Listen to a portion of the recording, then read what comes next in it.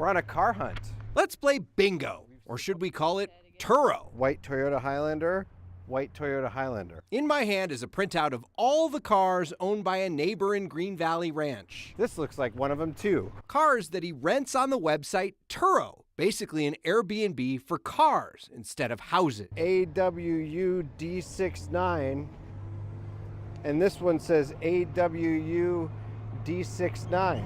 Business seems to be growing. CZC K05. Almost as fast as his neighbor's frustration. It's been going on for a little bit over a year. Ryan and Karina are among a group of neighbors who contacted Steve on Your Side about this, aggravated about the lack of parking. Like, people on the street can't park out here. And the other annoyances involved with having a car rental lot 30 feet from their front door. It's constant having people from the airport knocking on my door.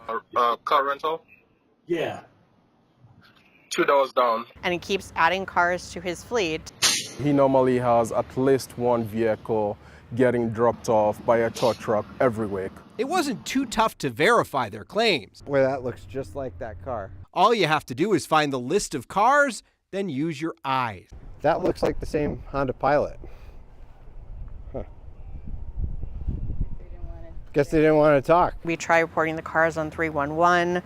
We've tried reporting it to Turo. We just don't get anything back. And there may be a reason for that. Denver doesn't have any parking rules for these peer-to-peer car shares, so the main rules of city parking apply.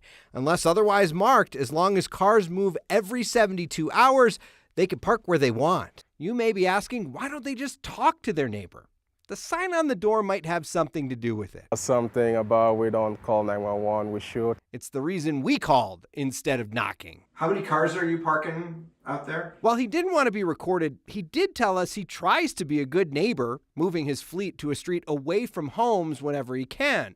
But he can't do that while he's at work, so sometimes they get dropped off and they sit. 4, 5, 6 of those cars. Perhaps the reason we nearly completed our Turo card when we visited last week. We're happy for his success, but like we said, be courteous to your neighbors.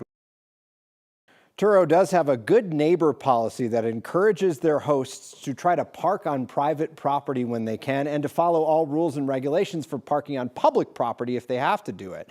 We reached out to them on this, and they've said that they've now initiated a review of this host for any policy violations.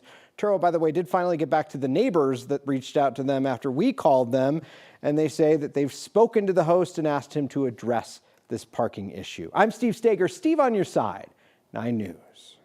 Those neighbors are being really nice about it. I would be so furious. I like it. They're like, go him. But you know, Karina made an interesting point. She said, if he's making enough money on this business, why not rent some property somewhere else and then park the cars there, and people can go to that lot and pick up the cars. There are some arrangements through Turo that they have at those like off airport parking lots where you can park the cars there and pick them up there. You get the shuttle right to it.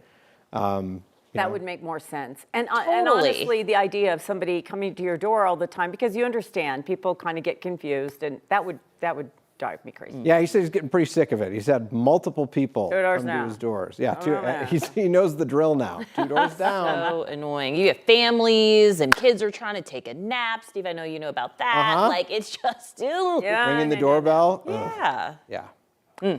I have a feeling that this exists in other places out there. Oh, yeah, it It's does. happened now twice. So if you've had it happen to you, Steve on Your Side at 9news.com. Thanks, Steve. Mm-hmm.